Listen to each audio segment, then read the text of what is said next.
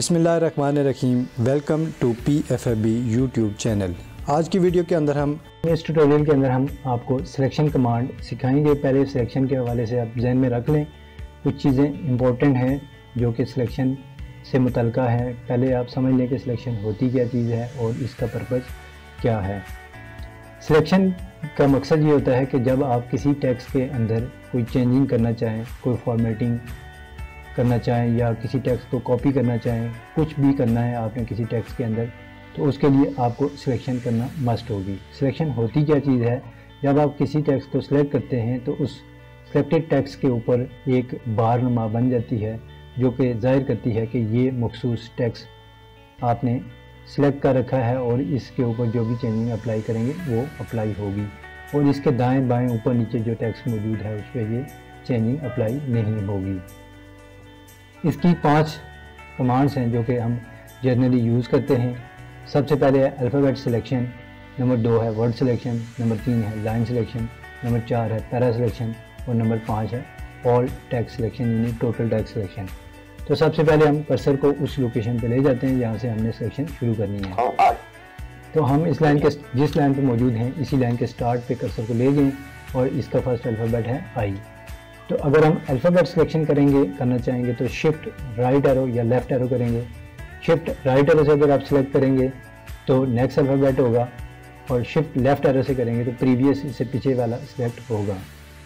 इसी तरह से आप ये भी ध्यान में रखें कि अगर आपने 3, 4 या 2, 3 अल्फ़ाबेट शिफ्ट राइट एरो के साथ सिलेक्ट कर दिए हैं तो शिफ्ट लेफ़्ट एरो करने से वो अनसेलेक्ट होते जाएंगे। इसकी मिसाल आपके सामने अभी आप प्रैक्टिकल करके देखते हैं। Shift right arrow, I selected, space, 3 चीज़ें मैंने की हैं, आई स्पेस और पी। अगर मैं शिफ्ट लेफ्ट एरो वापस करूंगा, पी अनसेलेक्टेड, स्पेस अनसेलेक्टेड, आई अनसेलेक्टेड। इसका मतलब है कि हमने शिफ्ट राइट एरो से जो टेक्स्ट सेलेक्ट किया था और शिफ्ट लेफ्ट एरो से वापस अनसेलेक्ट हो गया है। यहाँ पे एक इम्पॉर्टेंट बात आपने जहन में रखनी है कि सिलेक्शन, जब आप कोई भी किसी टेक्स्ट के ऊपर सिलेक्शन करने के बाद कोई भी चेंजिंग अप्लाई करते हैं उसके बाद आपको टेक्स्ट को अनसेलेक्ट करना होता है, और अनसेलेक्ट करने के लिए हमेशा लेफ़्ट या राइट एरो यूज़ करना पड़ेगा। इसकी वजह यह है कि आप जब लेफ़्ट या राइट एरो करेंगे तो आपको कर्सर की पोजीशन का सही अंदाज़ा होगा कि कर्सर किस लोकेशन पे मौजूद है या किस वर्ड या अल्फ़ाबेट पे मौजूद है।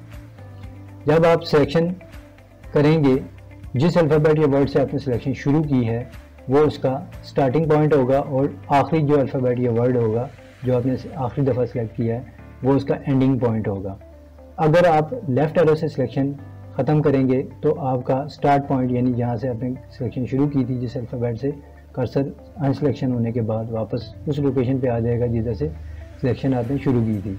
और राइट एरो करने पे आपकी सिलेक्शन ख़त्म होने के बाद कर्सर उस लोकेशन पे चला जाएगा, यानी जो आपने लास्ट टाइम वर्ड या अल्फ़ाबेट सेलेक्ट किया था उसके नेक्स्ट अल्फ़ाबेट के ऊपर या वर्ड के ऊपर चला जाएगा। इसका प्रैक्टिकल आपको करके दिखाएंगे।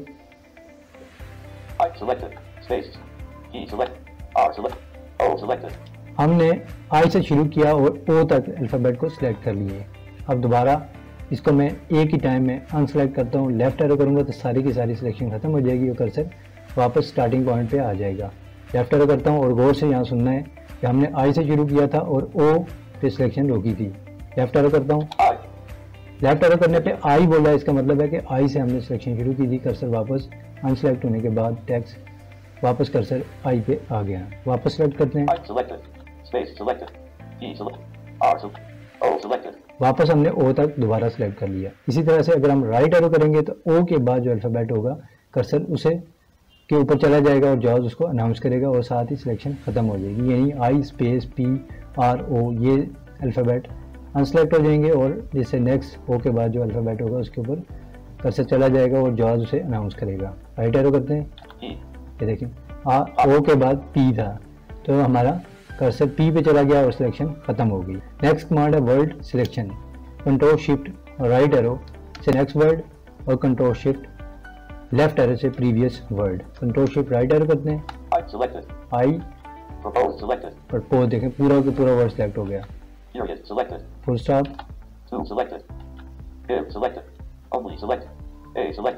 गिव ओनली आ, आई से हमने शुरू किया और आ पे हमने सिलेक्शन रोक दी। अब अगर मैं लेफ्ट एरो करूंगा तो कर्सर मेरा लेफ्ट साइड पे आई पे चला जाएगा, और अगर राइट एरो करूँगा आ के बाद जो वर्ड होगा उसके ऊपर कर्सर चला जाएगा। करके देखते हैं। ठीक है, आ के बाद बी था वर्ड। ठीक है, इसे और साथ ही इसके सिलेक्शन खत्म होगी। इसे कंफर्म कर लेते हैं। अब ब्रीफ यानी ब्रीफ के बी पे कर्सर चला गया।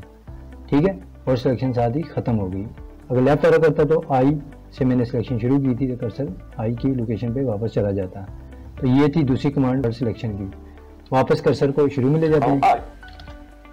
अब हम लाइन सिलेक्शन की कमांड सीखते हैं। लाइन सिलेक्शन के लिए शिफ्ट के साथ डाउन एरो नेक्स्ट लाइन के लिए, और शिफ्ट के साथ प्रीवियस लाइन के लिए अप एरो करेंगे। तो इसके लिए भी अनसिलेक्शन के लिए वही तरीका है जो इससे पहले हम दो कमांड्स के साथ सीख चुके हैं, लेफ्ट एरो या राइट एरो। इसका भी करके दिखाता हूँ। शिफ्ट डाउन एरो,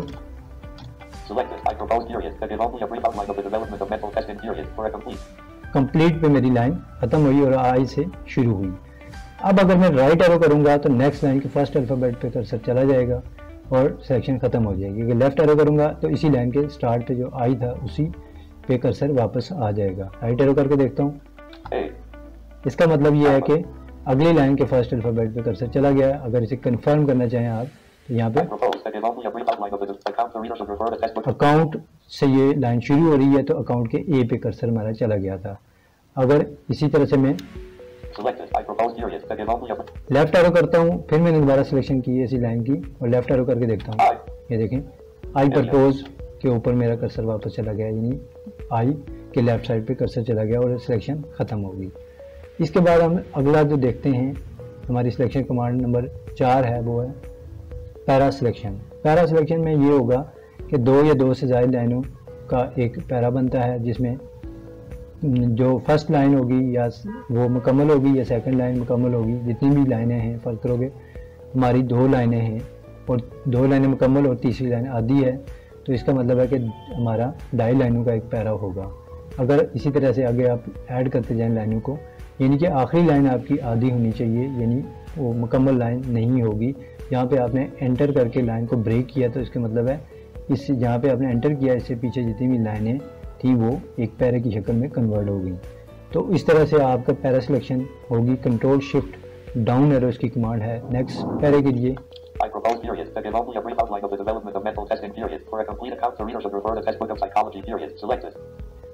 ठीक है, साइकोलॉजी फुल स्टॉप। यहाँ तक हमारा एक पैरा, यानी कि ये साइकोलॉजी वाली लाइन में आधी थी और ऊपर वाली लाइन पूरी थी, इसलिए यहाँ तक इसने सिलेक्शन कर दी है।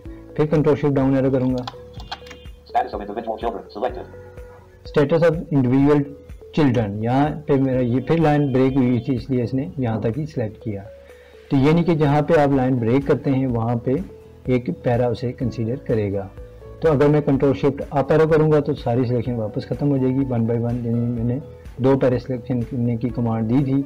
अगर मैं लेफ्ट एरो करूँगा फर्स्ट लाइन के स्टार्ट पे चला जाएगा कर्सर और सिलेक्शन खत्म हो जाएगी। राइट एरो करने पे आखिरी जो लाइन मैंने सेलेक्ट की है पैरे की, उसकी राइट साइड पे चला जाएगा। तो इस तरह मेरी सिलेक्शन खत्म हो जाएगी।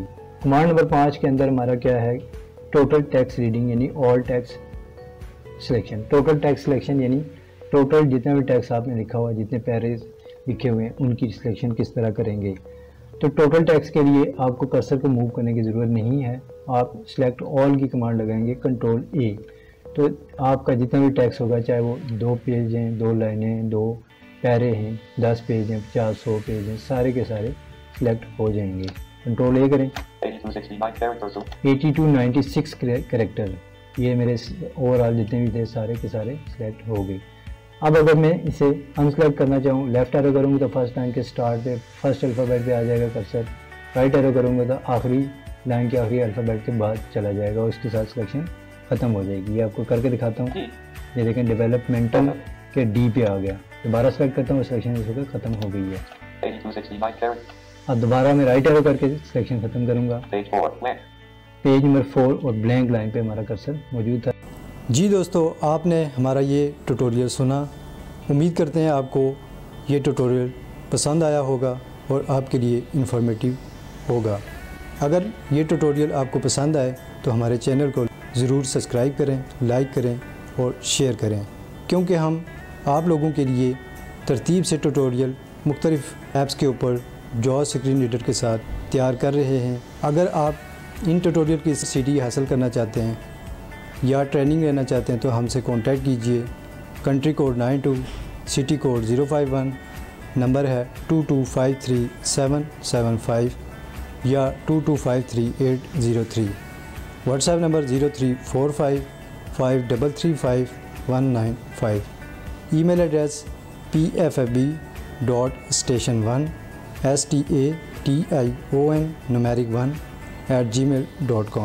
Website www.pfab.org.pk।